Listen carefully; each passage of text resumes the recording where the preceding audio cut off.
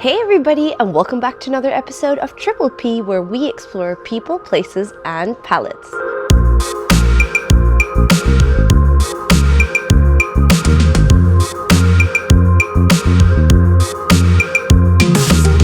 Now, if you're visiting southern Turkey, especially the Antalya region, then you can't miss out on Kaş, the beautiful coastal town here which just has so much charm and character.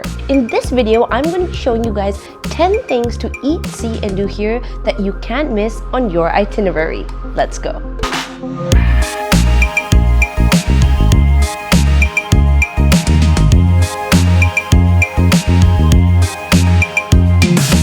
Alright, let's start off our day by taking a stroll in the beautiful old town of Kaş. These cobbled lanes are home to funky boutiques, lovely cafes, alfresco dining, and carpet shops, amongst other things. What makes Kaş so special is that it's 1.5 hours away from Fethiye or 3 hours away from Antalya, giving it a real beach town feel, and also maintains its charm as it attracts fewer tourists and more travelers. Crazy to think that just in 1923, it was practically an abandoned fishing village. Fun fact, do you know that Kaş actually means eyebrow or something curved? This is because it is set against the backdrop of the vertical 500-meter high cliffs. Interesting, huh? If you're someone who craves a good coffee in the morning, then head over to GODO, a cozy and welcoming cafe that became my go-to spot during my time in Kaş. I loved the interior decorations, the friendly staff, the great Wi-Fi connection, and also, of course, the delicious cafe latte served with a healthy homemade cinnamon cookie on the side. Totally my vibe.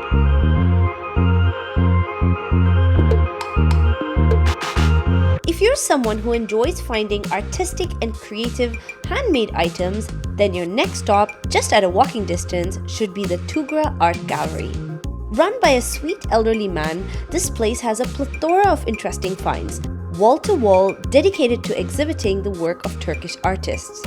It turns out that from time to time, pieces from this gallery have even been displayed in significant Turkish and international museums. I was especially impressed by the ceramic work, which was executed so intricately. Do you know that the first ceramic in history is known to be produced in Anatolia around 6000 BC, which is 4000 years before they did in the Mayan civilization and 1000 years before they did in prehistoric Egypt. How cool! If you take a 10-minute stroll down, you can get to the Antiphellos ancient city, one of the most important historical ruins of Kaş. The ancient theater has survived to the present day in a very complete and robust state, and has a capacity of 4,000 people and was built in the 1st century BC. The unique feature of the structure is that it is the only theater with its facade towards the sea amongst the ancient theaters in Anatolia. If you're an early bird, then I have an interesting suggestion for you. How about joining in on a yoga session that is held there early in the morning?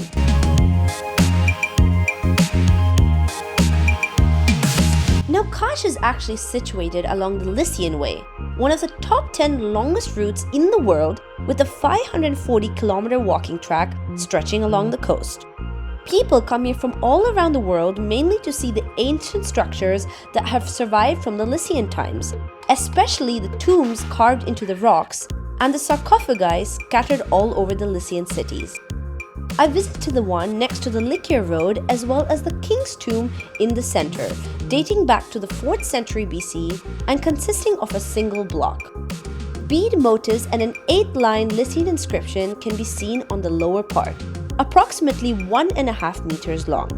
If you do get a chance, head to Lycian for some really impressive rock tombs.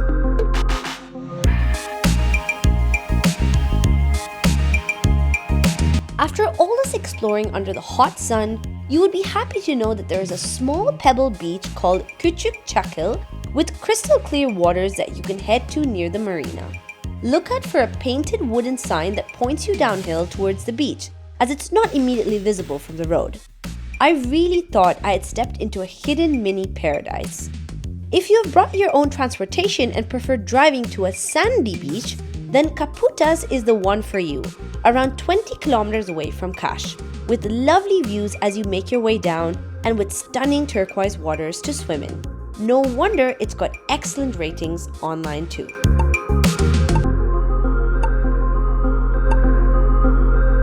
Probably by now you must be famished and craving something delicious to eat.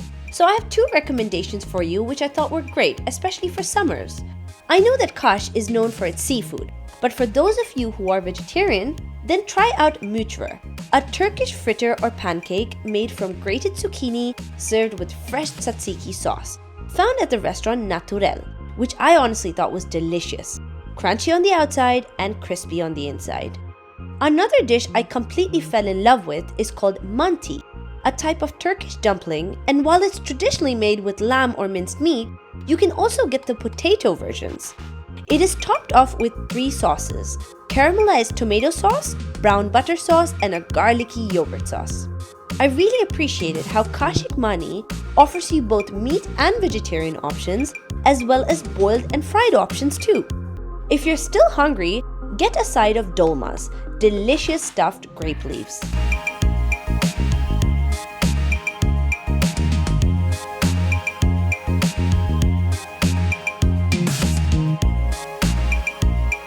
Now there's no way that you can come to Kaş and not see these two things: the sunken city of KEKOVA, as well as the town of Kaлекöy, also known in the ancient times as Simena.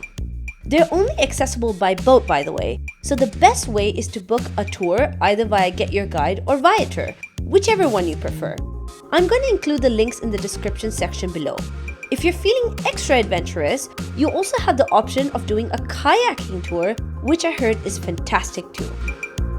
During your trip, you stop at beautiful spots to swim, have the chance to see the remnants of the sunken city of KEKOVA, including stone block walls, gaps for doors and windows, the stairways, several building foundations, and even on calm days, it's possible to see the remnants of amphora, basically meaning ceramic pottery, sitting at the bottom of the sea.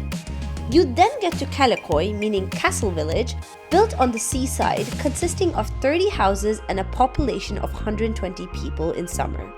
The locals make their living off fishing and agriculture in winter, and tourism in the summer. Pomegranate, oranges, lemons, and olives are all grown here.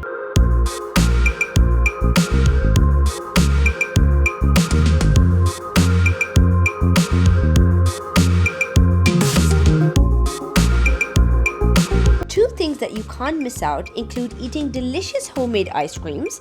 I was actually excited to try the peach flavor, but it seems to be a seasonal fruit only available in May and June, so I decided to try the blackberry one, especially as I could see the fruit tree right behind the shop, and it was incredibly delicious, sweet and a little bit tangy as well.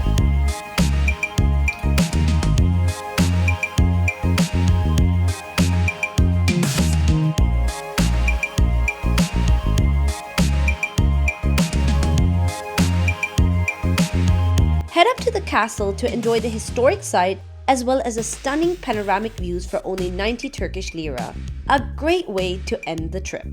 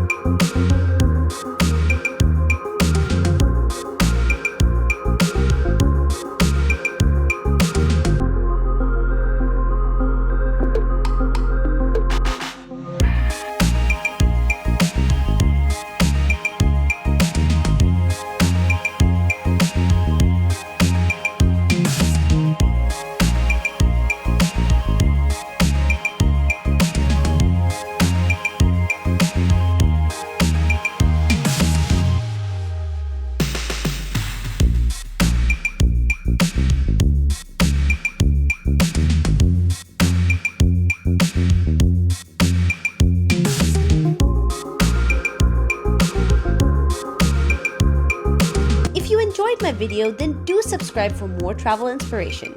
See you guys on the next one.